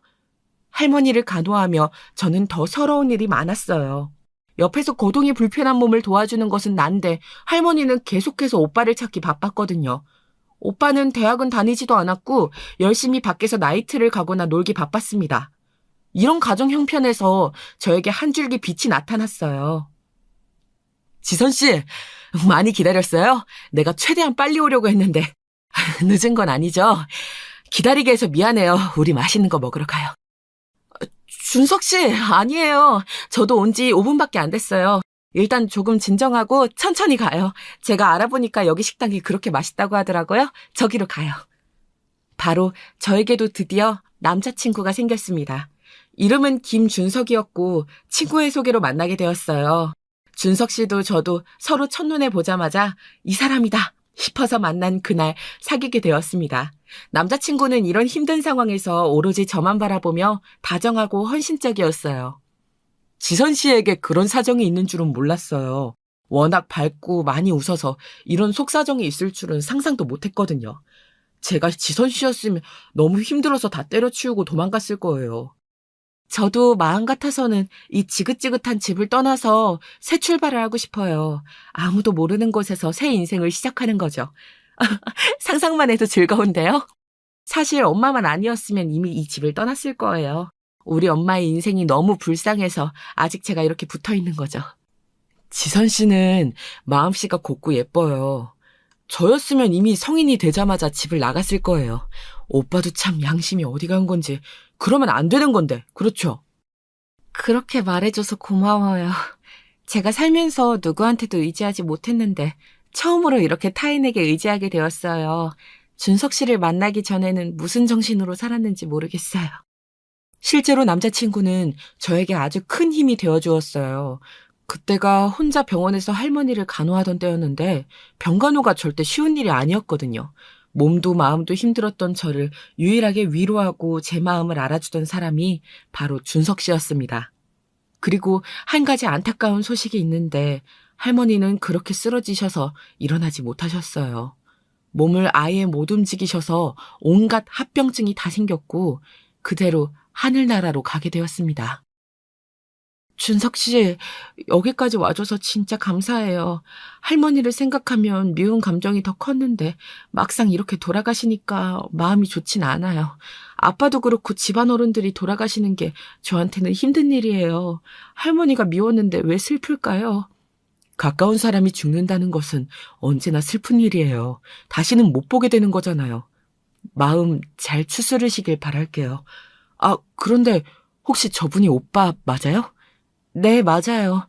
할머니가 돌아가셨다고 연락하니 집에 왔더라고요. 어디서 싸움을 하고 돌아다니는지 얼굴에 피딱지가... 소개하기 부끄럽지만 가서 인사하실래요? 준석 씨는 할머니의 장례식장에도 와주었어요. 오빠는 상주 노릇을 제대로 하지 않고 본인 친구들과 술을 마시기 바빴습니다. 그런 오빠 대신 장례식장 일을 나서서 했던 것은 바로 준석 씨였어요. 지선아, 네가 남자 하나는 정말 잘 만났다. 저런 사람하고 결혼해야 고생을 하네. 알지? 우리 딸 남편이 저 사람이라고 생각하니까 엄마는 마음이 놓여. 엄마는 그런 준석 씨를 보고 저에게 꼭 놓치지 말라고 하셨죠. 실제로 할머니 장례식이 끝나고 허무함에 힘들어하던 저를 준석 씨는 많이 위로했어요. 그러면서 진지하게 청혼했습니다. 나 준석 씨한테 청혼받았어. 시부모님들도 너무 좋은 분들이셔. 내가 인사 갔더니 복덩이라고 부르시더라. 엄마, 나 먼저 결혼할게. 나 이제 내 인생 살고 싶어.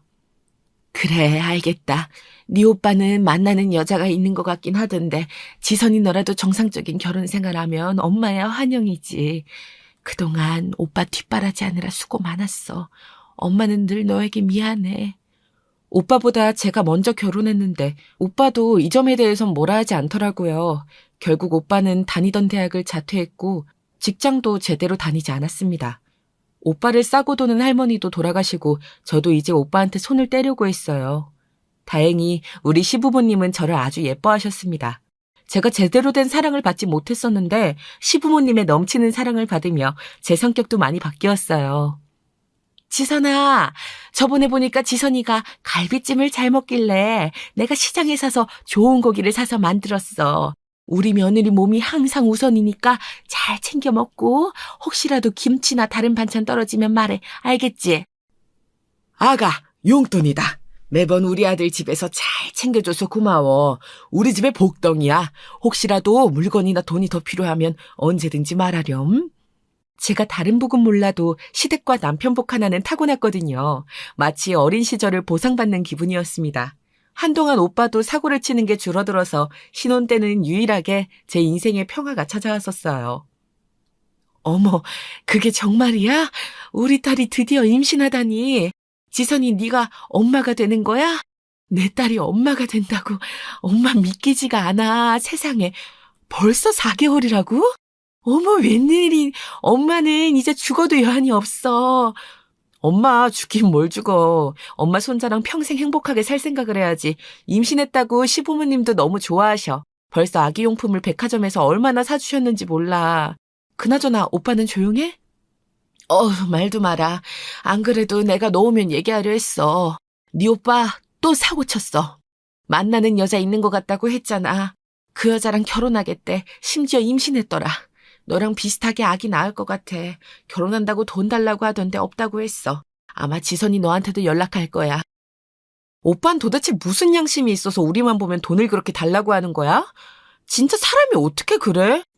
나는 미안해서 오히려 돈 벌어서 가져다 줄 것 같은데. 참나. 나 오빠 연락 안 받을 거니까 그렇게 알아. 평화롭던 신혼생활이 지나고 저는 임신하게 되었어요. 제 임신 소식에 시부모님과 친정엄마는 매우 기뻐하셨죠. 그런데 오빠는 그새를 못 참고 또 사고를 쳤더라고요. 엄마의 귀띔이 있어서 저는 오빠에게 연락이 와도 일부러 받지 않았습니다. 오빠가 저한테 연락하는 목적은 오로지 돈이었거든요. 그래서 오빠의 연락은 피한 채로 출산까지 하게 되었습니다. 아가, 지선아, 고생했어. 우리 지선이를 똑 닮은 예쁜 딸이네. 지선이같이 크면 얼마나 좋을까. 아이고, 웃는 것 봐. 아우, 너무 예쁘다. 어머님, 안아보세요. 이렇게 안으시면 돼요. 네, 예쁘죠? 제가 보니까 눈은 남편하고 똑같아요. 예쁜 건 다 우리 지선이 닮았지. 낚느라 고생했어. 안정을 취해야 하니까 어서 누워. 출산하고 역시 시부모님은 저를 잘 돌봐주었어요. 친정엄마가 힘들까봐 일부러 친정에서 조리하지 않고 집에서 했는데 시부모님이 많이 도와주어 다행이었습니다. 그러다 제가 아기를 데리고 친정에 갔는데 저는 너무 깜짝 놀랐어요. 제가 출산하고 조리하느라 정신이 없어서 엄마와 제대로 연락하지 못했는데 웬걸? 집에 갔더니 오빠네 부부가 우리 집에서 산후조리를 하고 있었습니다. 야! 너 애가 도대체 연락을 안 받아. 일부러 내 연락 피한 거야? 진짜 가족이라고는 우리밖에 없는데 이래도 되는 거야? 네 새언니야. 인사해. 결혼식은 나중에 올릴 거야. 같이 살기로 했으니까 이제 가족이야. 오빠, 이게 무슨 짓이야? 우리 엄마 손목하고 허리 안 좋은 거 몰라? 엄마한테 애를 저렇게 다 맡기고 싶어? 네가 그러고도 자식이니? 양심이 어딨어? 나 엄마 걱정해서 일부러 아기 안 맡겼는데 진짜 오빠 너무한다. 뭐? 너 장난해? 말 다 한 거야? 내가 뭘 너무해. 자식 낳아서 대를 잇는 위대한 일을 했는데. 너 그럼 하늘에서 할머니가 보고 욕한다. 제발 하늘에서 봤으면 좋겠어. 오빠는 어렸을 때부터 자기만 알잖아. 엄마 고생하는 거 뻔히 알면서 그러고 싶니? 세연이도 도대체 몇 살이야? 나보다 더 어려 보여. 저 23살이요. 그래도 제가 학년은 위 맞죠? 남편이 그러던데. 아무튼 반가워요. 저는 오빠네 부부를 보고 할 말 잃었어요. 결혼식도 올리지 않고 아기를 낳자마자 집으로 온 오빠도 이해가 가지 않았고 어린 나이에 임신해서 시댁에 사는 새언니도 이해가 가지 않았습니다. 지선아, 너무 그러지 마. 엄마는 괜찮아. 우리 딸 아기 낳느라 고생했어. 엄마가 대신 미안하다. 네 오빠가 갈 곳이 없다 그러는데 차마 내쫓질 못하겠어. 저러고 몇 년 뒤에 분가하기로 했으니까 괜찮아. 오빠가 과연 나갈까? 절대 안 나갈걸. 저러고 그냥 엄마랑 같이 사는 거지. 아이고, 내가 진짜 오빠만 보면 한숨이 푹푹 나와. 어떻게 저렇게 사람이 양심이 없을 수가 있어? 오빠네 부부는 정작 아무렇지도 않게 자기 집처럼 행동했어요. 들어봤더니 새언니는 무슨 어디 노래방에서 만났다고 하더라고요. 당연히 제대로 된 직장에 다니지 않았고 무직이었습니다. 오빠도 어디 불법적인 일을 하는 것 같았는데 정확히 알고 싶은 마음도 들지 않았어요. 아예 오빠네 부부와 엮이고 싶지 않았죠. 그런데 확실히 엄마와 같이 사니까 자꾸 연락이 왔습니다. 지선아, 혹시 남는 기저귀나 용품 있니? 우리가 사려고 했는데 무슨 분이랑 기저귀 값이 이렇게 비싸. 남는 거 있으면 좀 줄래? 미안하다. 사려고 해도 너무 비싸서. 알겠어. 내가 이따 오후에 가지고 집으로 갈게. 오빠는 도대체 자기 자식이 기저귀도 없는데 집에서 뭐 하는 거야? 나가서 막노닥이라도 하라 그래. 공장이라도 들어가서 돈을 벌어오라 하라고. 어제 보니까 일하러 나가더라. 그래도 네 오빠 아기 있다고 나름 일하니까 너무 뭐라고 하지는 마. 이따 집에 와서 눈치 주지 마. 알겠지? 엄마가 대신 미안해. 엄마가 대신 미안할 일이 어딨어. 엄마한테 생활비도 안 주지.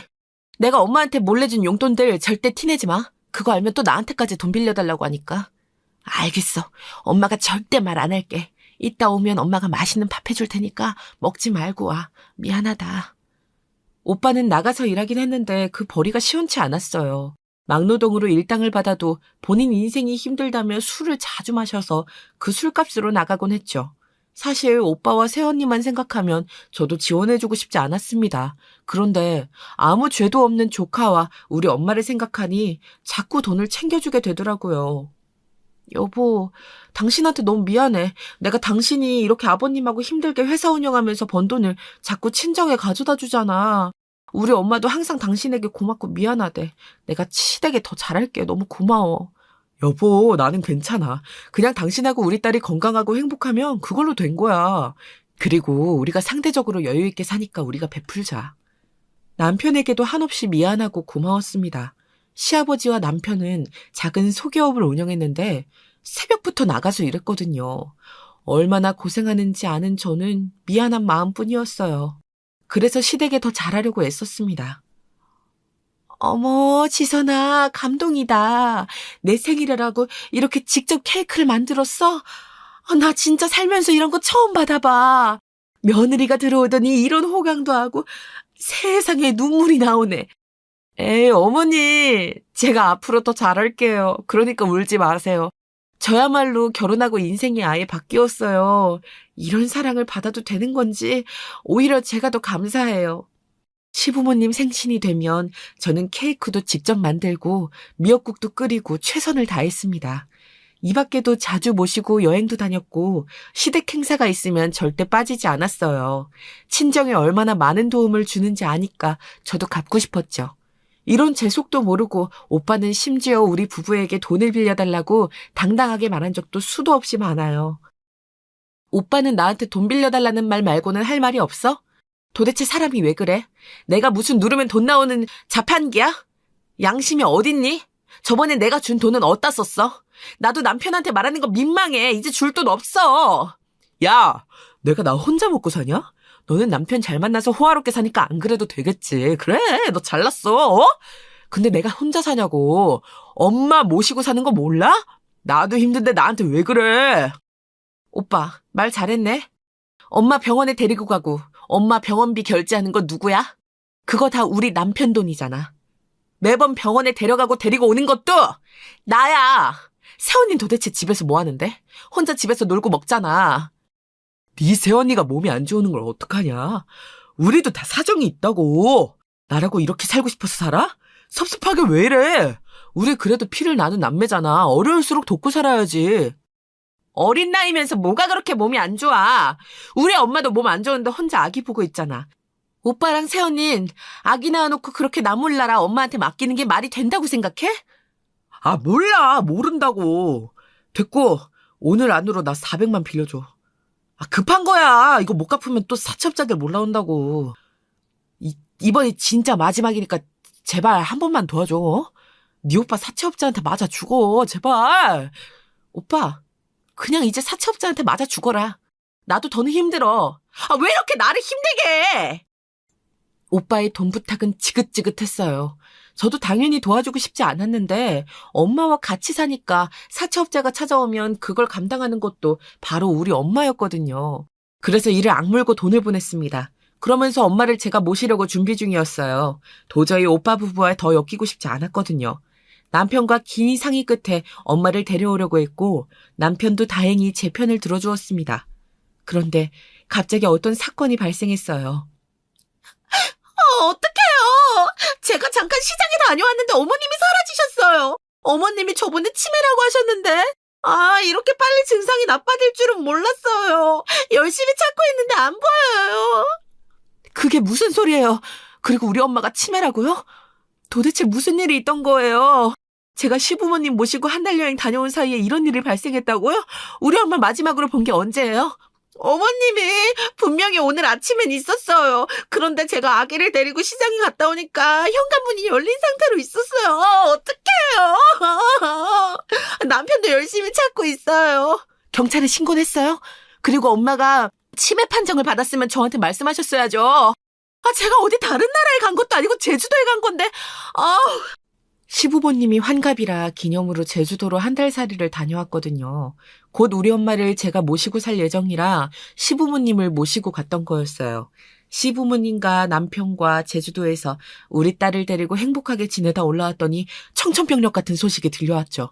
새언니는 울면서 우리 엄마가 사라졌다고 했는데 심지어 경찰에 신고도 하지 않은 상태였어요. 저희가 계속 순찰하고 돌아다녔는데 도저히 보이지 않아요. 주변 CCTV를 봐도 이게 기묘하게 사각지대에 걸리더라고요. 그래도 포기하지 않고 찾을 테니 따님은 너무 걱정하지 마시고 집에 계세요. 찾으면 바로 연락드릴게요. 네, 선생님들 제발 부탁드려요. 저희 엄마 치매라고 하더라고요. 그래도 얼마 전까지 진짜 멀쩡하셨어요. 그러니까 제발 찾아주세요. 저는 너무 충격적인 소식에 두 발 벗고 엄마를 찾아다녔어요. 그런데 아무리 주변을 몇 번이고 뒤져도 엄마는 나오지 않았습니다. 너무 슬퍼서 밥도 먹지 못하고 잠도 잘 수가 없었어요. 여보, 장모님 걱정이 당연히 되는 거 알아. 그런데 일단 뭐라도 먹자. 뭘 먹고야 장모님 찾으러 다니지. 이렇게 아무것도 안 먹으면 장모님 못 찾아.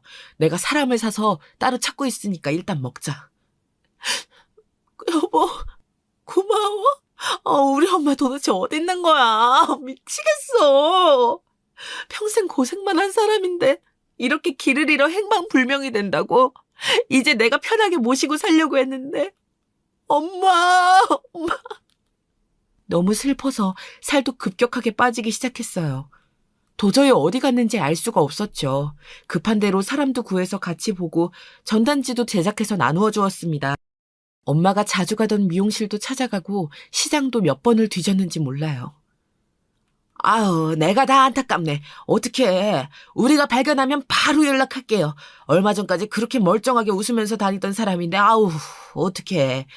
엄마의 단골가게 사장님들도 같이 찾는 노력을 해주었어요. 그런데도 나타나지 않더라고요. 날이 갈수록 엄마에 대한 걱정은 늘어갔습니다. 우리 엄마 도대체 어디 가신 거야? 지선아, 어떡하지? 오빠, 진지하게 말해봐. 진짜야? 새언니를 의심하는 건 아닌데 진짜 오빠는 엄마 마지막으로 본 게 그 전날 밤이야? 그렇다니까. 난 새벽에 일하러 가서 전혀 몰라. 나도 이럴 줄 알았으면 우리 집 앞에 감시 카메라라도 달아놓을 걸 그랬어. 그리고 네 새언니 그렇게 나쁜 사람 아니야. 그러니까 그런 의심하지 마. 저는 지푸라기라도 잡는 심정으로 남편과 시간만 나면 밖을 돌아다녔어요. 남편도 회사 일을 뒤로하고 우리 엄마를 찾는 데 신경 썼죠. 이때 생각만 하면 남편에게 얼마나 고마운지 모릅니다. 제가 너무 엄마를 생각하니까 꿈에 아빠가 나올 정도였습니다. 딸, 지선아, 네 엄마 살아있어. 조금만 더 기다려. 네 엄마 죽지 않았어. 아빠는 꿈에서 저에게 엄마가 살아있다고 말해주었어요. 식은땀을 흘리며 일어나니 남편이 무슨 일이냐고 묻더라고요. 그날은 뭔가 이상한 기운이 계속 들었어요. 남편과 또 종일 주변을 돌아다니다 집에 왔는데 갑자기 그 순간이었습니다. 띠리링 하는 소리와 함께 제 핸드폰이 울렸어요. 그런데 핸드폰에 뜬 번호는 바로 제 엄마였어요.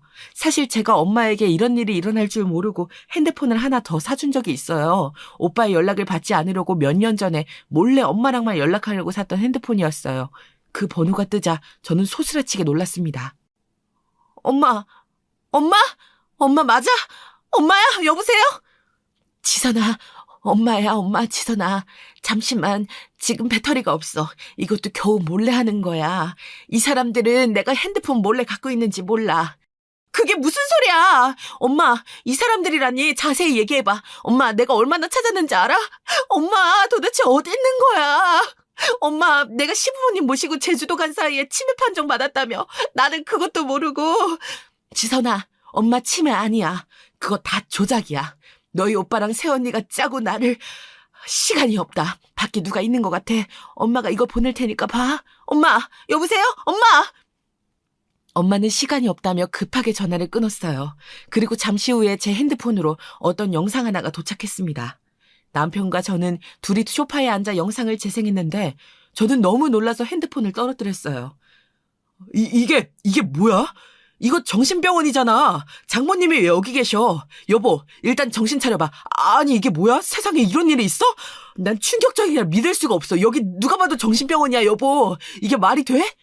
남편의 말대로 엄마가 보낸 영상은 바로 정신병원에 입원한 엄마의 증거 영상이었어요. 환자들은 흰색 환자복을 입은 상태로 움직이지도 못하고 묶여 있었죠. 영상 속에는 엄마가 멀쩡하게 말하는 모습도 있었어요. 선생님, 저 치매 아니에요. 그리고 정신도 멀쩡해요. 아들 말고 딸도 있어요. 딸한테 연락하게 해주세요. 돈도 많이 낼게요. 여기서 꺼내주세요. 제발요. 저 치매 검사 다시 받을게요. 아니요. 이미 아드님하고 며느리가 와서 다 증언하고 돈도 결제했어요. 그러니까 환자분은 여기서 못 나가요. 포기하세요. 저는 진짜 어디 아픈 곳이 없어요. 진짜로 저 정상이에요. 의사 한 번만 보게 해주세요. 우리 딸이랑 전화 한 통만 제발요. 조용히 하세요. 자꾸 그러면 또 묶을 거예요. 아우 시끄러. 영상 속의 엄마는 너무 멀쩡한 상태였어요. 치매라고는 볼 수 없었죠. 엄마는 이 핸드폰을 몰래 몸에 숨기고 여러 영상을 찍은 상태였습니다.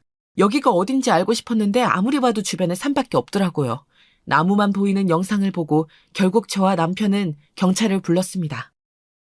세상에 이런 일이. 부모를 이렇게 정신병원에 억지로 넣는 자식들이 요즘 많아요. 등잔 밑이 어둡다고 따님은 이렇게 애타게 엄마를 찾으셨는데 범인은 아들이었네요. 경찰과 함께 정신병원으로 들어가니 엄마가 보였어요. 엄마는 저를 보자마자 오열하기 시작했습니다. 저도 당연히 그런 엄마를 붙잡고 한참을 울었어요. 치선아, 치선아, 아이고 내 새끼, 엄마 치매 아니야. 네 새언니랑 오빠가 다 조작한 거야. 내가 몰래 준 돈을 들켰거든. 그거 달라길래 절대 안 된다 그랬더니 자기들끼리 이렇게 짜고 나를 정신병원에 넣었어. 이게 다 돈 때문이야. 내가 그럴 줄 알았어. 그 미친 인간들. 엄마, 걱정하지 마.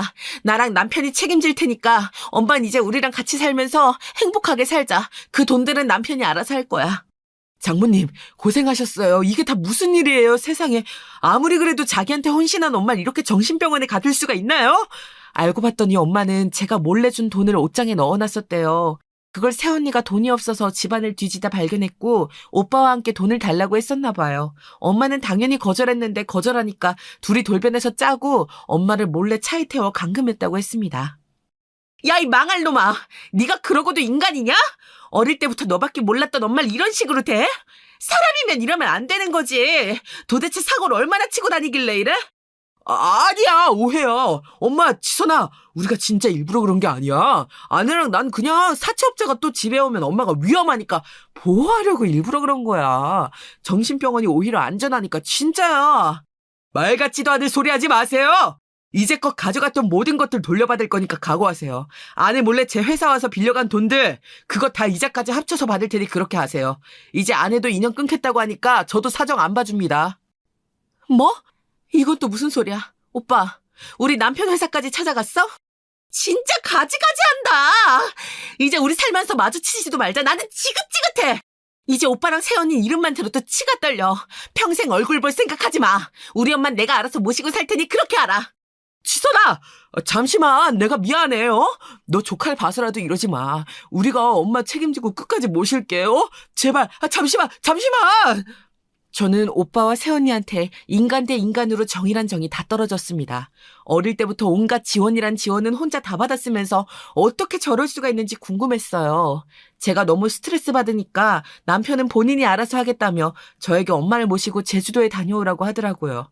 그래서 모든 법 관련해서 남편이 알아서 처리했습니다. 얼마나 든든했는지 몰라요. 지선아, 고맙고 미안해.